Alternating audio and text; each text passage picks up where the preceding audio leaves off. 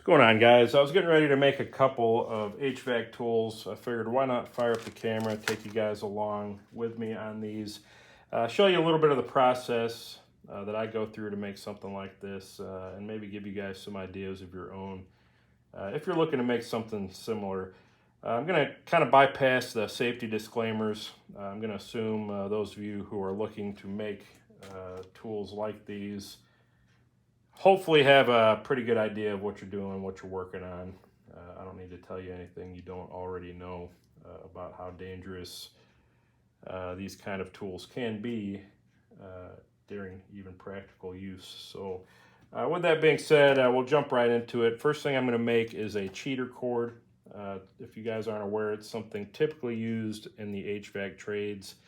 If you're working on maybe an outdoor unit, for instance, like a condenser, you don't always have power available to you in the form of a standard electrical outlet, and sometimes you have to run a vacuum pump or a reclaimer or some other machine, maybe even just plugging in, a scale or something. You don't always have that local outlet, or it's not always feasible to run an extension cord. So what you have then is a cheater cord, which is basically an extension cord in and of itself. It'll have a female end to plug your equipment into. And then instead of a male end that would plug into a standard outlet, you typically have some kind of alligator clip or clamp that will tie directly into your electrical mains or the power coming into the unit. So we'll make one of those, and then we'll just tack this on the end. I'm going to make a little fuse popper, kind of a testing or diagnostic device. It's basically just a resettable fuse with a couple of leads that you can tie into a piece of equipment you're having some issues with. And instead of burning up a bunch of disposable fuses or burning up a board or something else, this can kind of help isolate, a possible short or issue you have.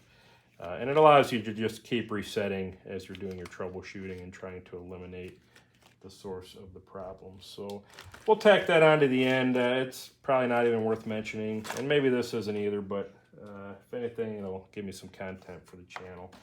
So what we're going to be using for this, I've got about 6 feet of 14 gauge SO cable. I'm really only needing 3 conductors. This is actually a 4-wire cord. I'm going to eliminate one of them. This is something I just had lying around. Worst case, you can actually just go buy a cheap extension cord, cut the female end off as long as you need it, strip the wires back, and add your clips. I figured I already had this. This SO cable's usually a little nicer, a little bit more flexible than your typical cheap extension cord, so I figured why not. Now, one thing I will say, because this is an SO cord or SO cable, do be mindful. I mean, you don't have necessarily the toughest, thickest insulation on these conductors.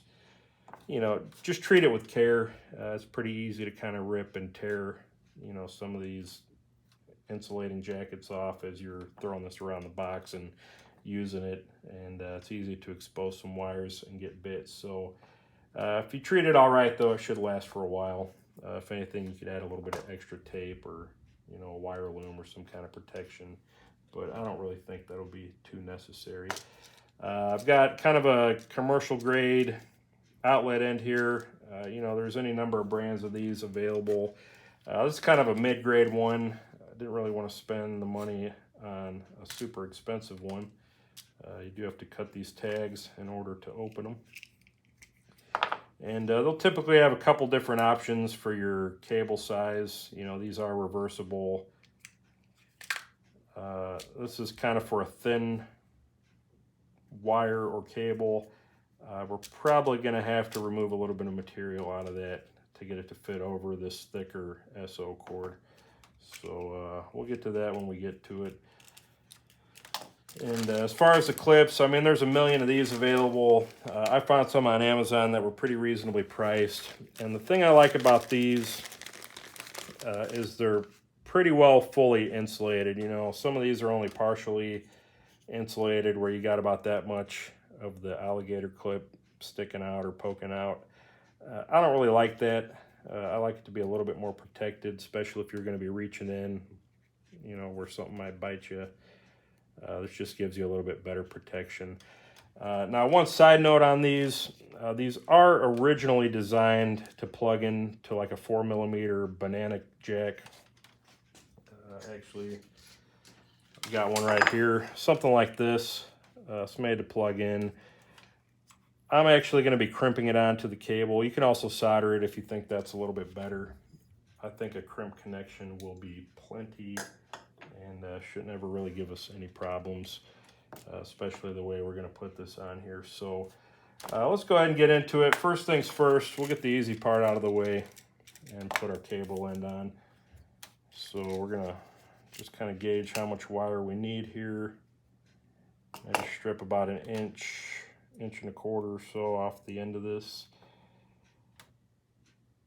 And when you're stripping SO, just want to keep in mind, obviously, not to cut the conductors beneath the outer sheath or insulation there. And what you can actually do is just kind of score it and bend it, and then kind of lightly score it again, or just kind of tear it off.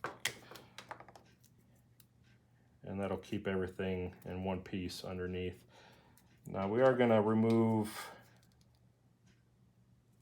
it's kind of like a twine or some kind of reinforced paper, just to kind of keep the cord from pulling apart during use. We don't need it on the very end here, so we're going to get rid of that.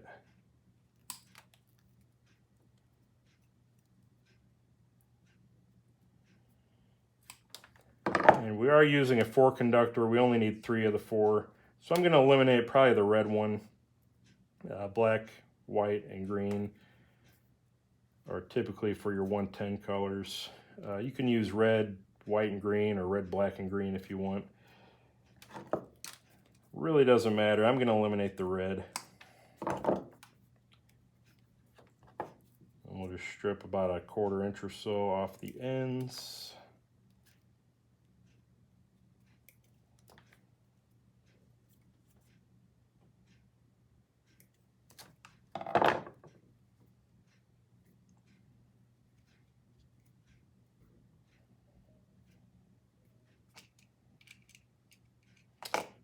Actually, we'll strip a little more than that.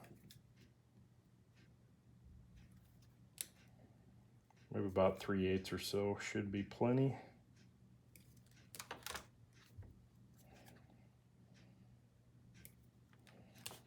And this is stranded, so we're going to go ahead and twist our ends tight. And before we attach these, I do want to modify these inserts here a little bit. Now we probably could flip this around. This looks like it's made for a little bit more of a flatter cable on the back sides of these.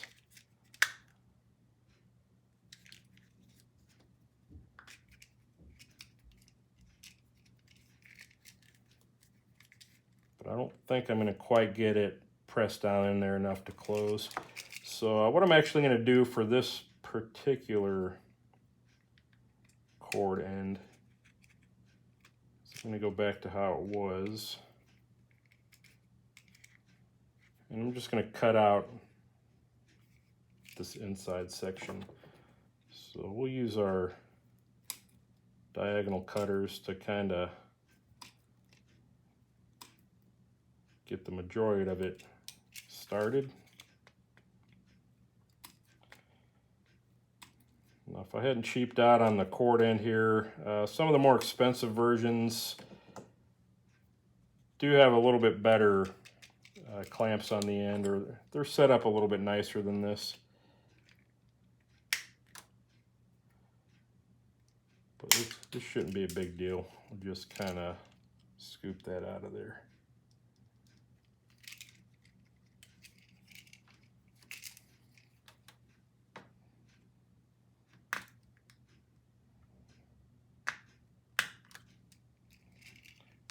Try to get it relatively smooth. If I had a little burr on a die grinder or a Dremel, it'd probably work just as well.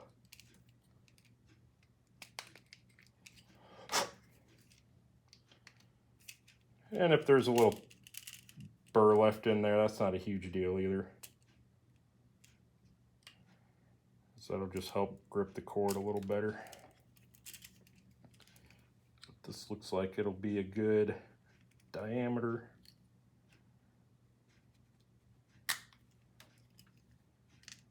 When we're done here.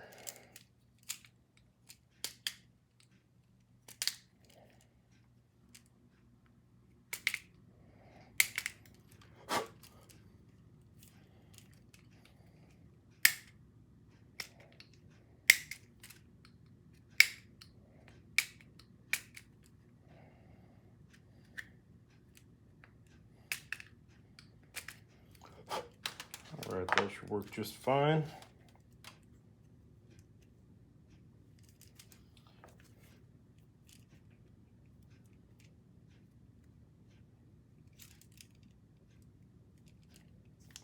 So we'll start with our ground on the green screw.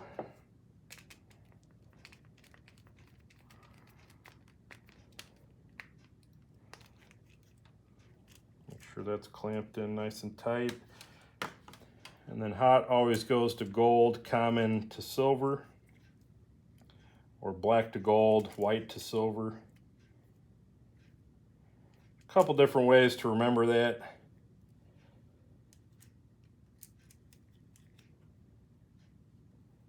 I'm probably not going to share the one I know as it comes off as maybe a little bit racist, but nevertheless, black gold, white silver.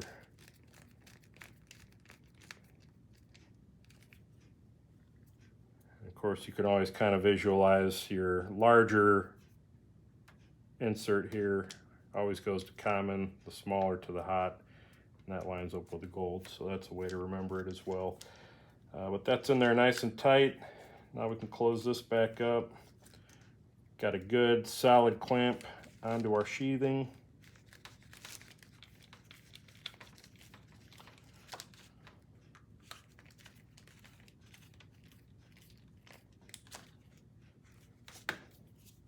That takes care of our cord end. Now for the clip ends, I think I want about 8 or 10 inches, just to give us some flexibility where we're not trying to stretch, and we kind of get some distance between our conductors or connectors if needed. So once again, I'm just going to lightly score the outside of our cable.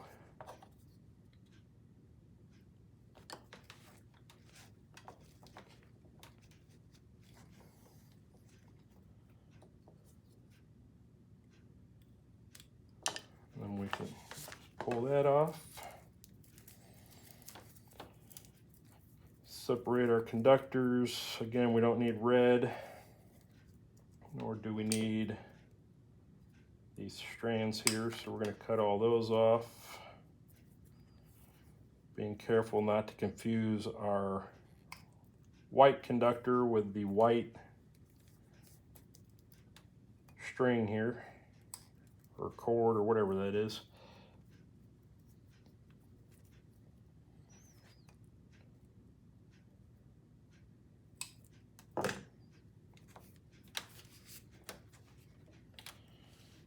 And let's see, probably need about 3/4 of an inch. And actually we're going to double the ends over, so we're going to do about 1 inch or so stripped off the ends of these.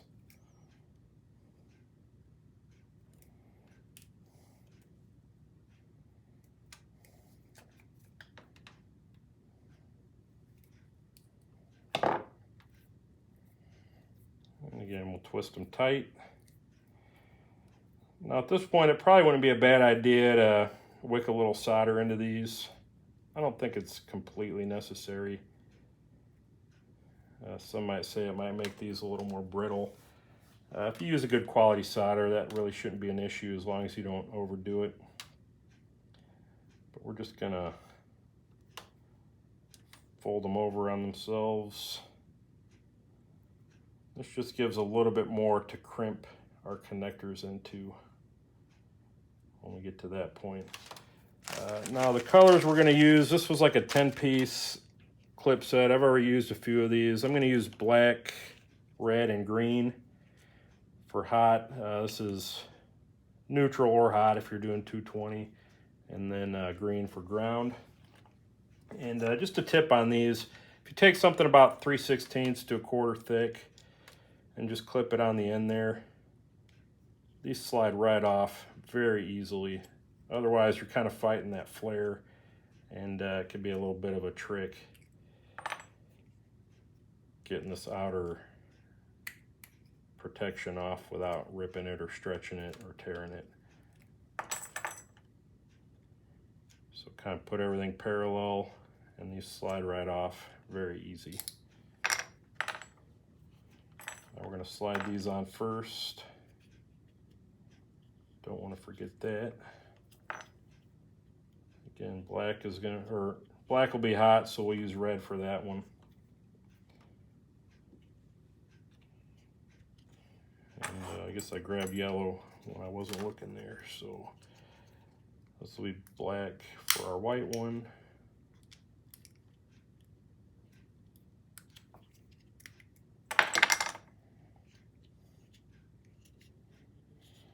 Which is maybe a little confusing, but that should work.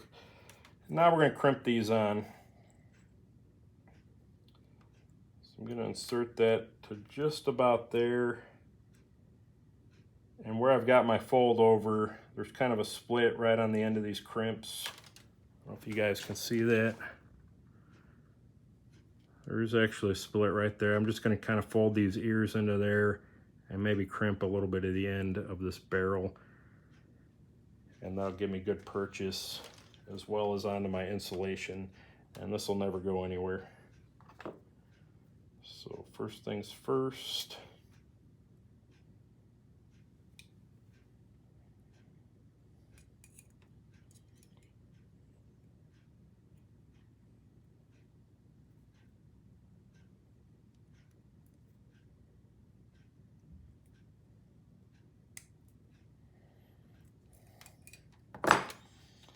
And right there, that's already crimped well enough that that's probably never going to pull loose. But I'm going to go ahead and crimp the banana jack female side as well.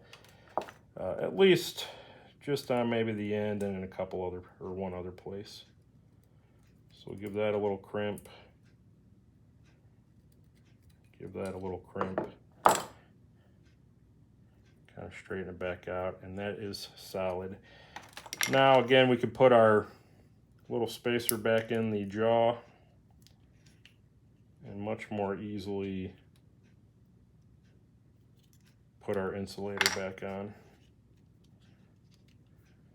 And common wire's done.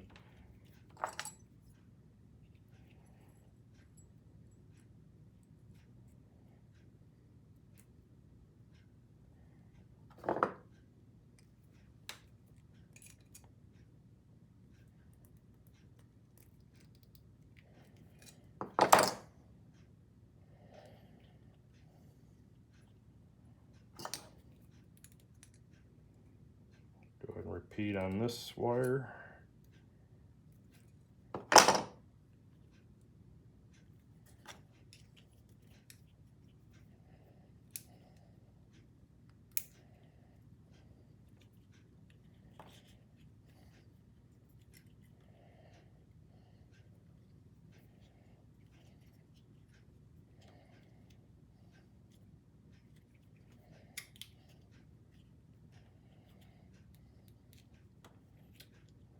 That's good.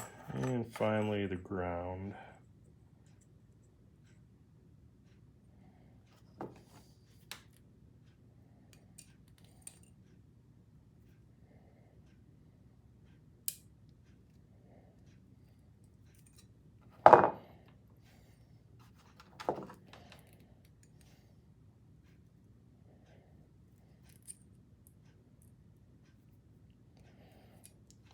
I'm not going super deep on these crimps, just enough to kind of hold them.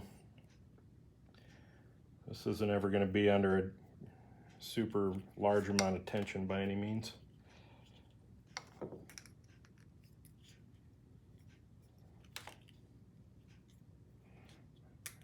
And I think that's pretty much it for our cheater cord. So we got nice color-coded wires, hot, neutral, or maybe if you need 2 hots for 220, ground. I think I am going to add a little bit of electrical tape.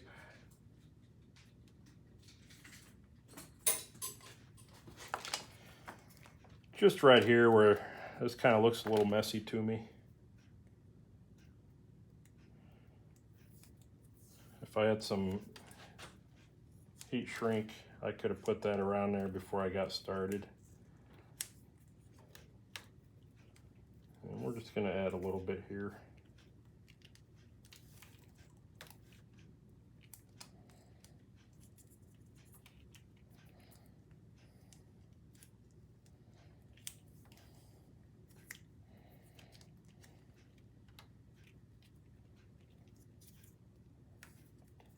Try not to twist that up too bad.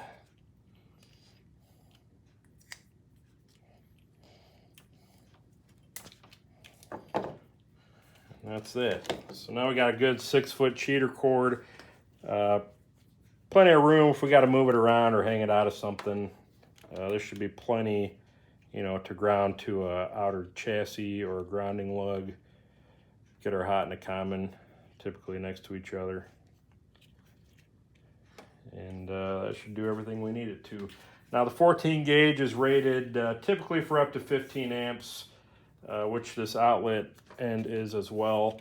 I think these clips or clamps are about 20 to 30 amps, so that should be more than enough for a vacuum pump or a reclaimer.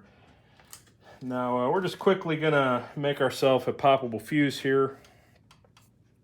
These are just some 5 amp thermal fuses. You can get a 5-pack on Amazon for I think about $12 or $15. They come with these waterproof covers.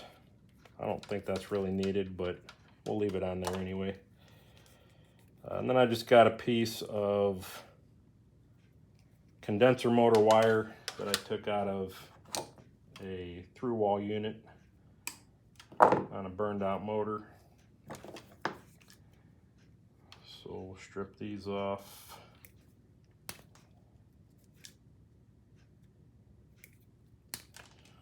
That'll be for our switch ends.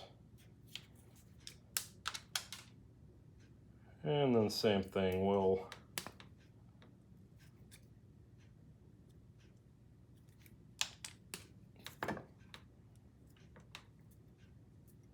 double these over.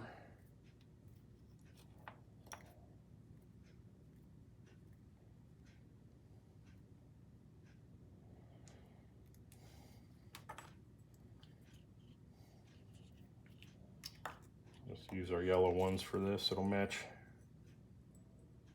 the cord.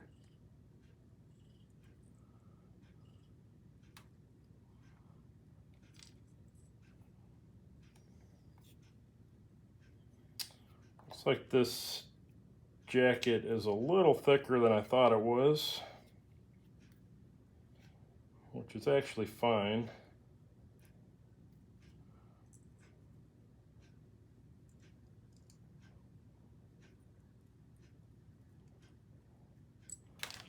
So we're actually gonna flare this out a little bit. It's got a tapered pin here. We'll jam in there to flare the ends out a bit. Do this other one.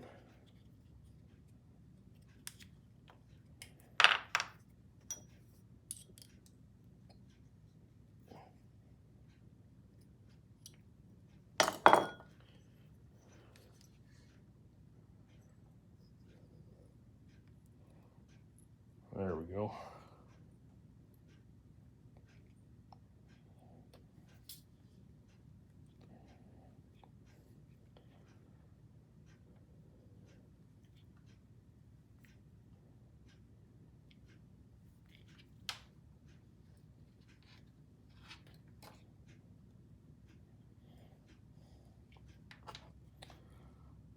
Well, this is definitely never going anywhere unless you want it to. We'll crimp that down.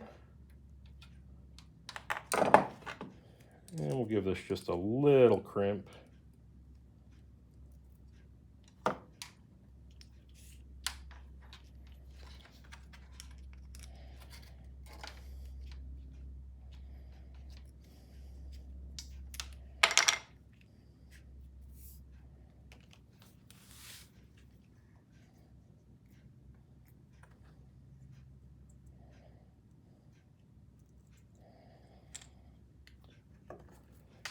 I'm actually going to double the amount I take off of this. I'll fold this side over as well. It's probably not necessary, it just fills the connector a little better.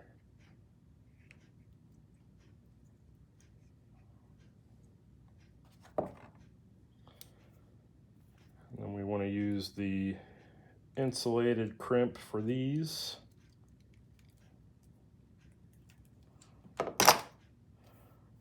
That's good. We'll make another one just like that.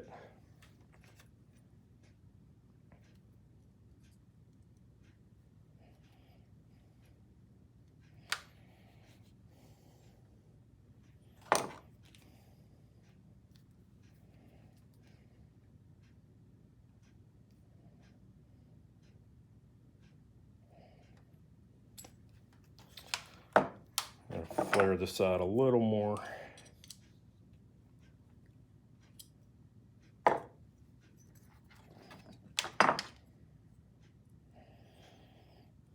There we go.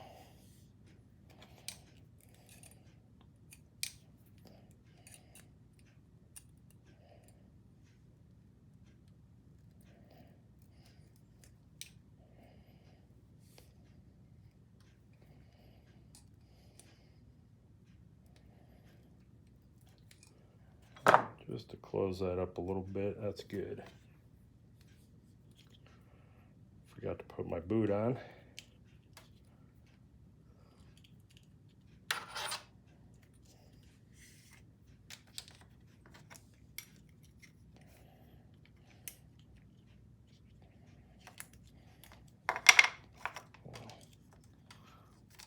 There we go.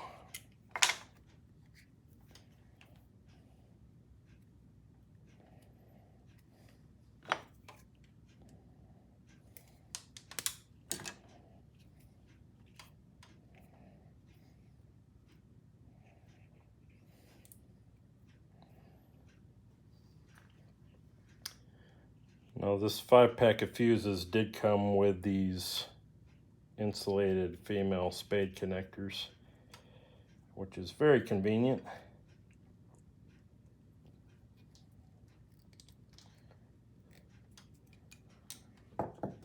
And now we're pretty much done. We just plug these into the switch. I did add a little bit of heat shrink around these spades as they were still a little bit exposed. Really a little bit of overkill, especially since these are typically for low voltage diagnostics. But now we got a little resettable fuse. We can plug in anywhere we need to. If we pop it, reset it, and we're good to go. So all in all, I think this was about $2. Wire was free. You know, these, I want to say, are about not quite $1 a piece. So, you know, $5 at the most it costs to make this. I've seen them go anywhere from $30 to $40. This will work every bit as well. And, you know, if I break it, lose it, I'm not too worried about it. So hope that gives you guys some ideas. I didn't quite mean to make a half-hour long video. I'm sure I was kind of rambling there a little bit. But, you know, that's what the fast forward button is for, right? So I appreciate you guys watching. Again, I'll leave some links for some of these parts below. Most of them can be found at your local hardware as well. So I do appreciate your watching. Like, comment, subscribe, and we'll see you on the next one.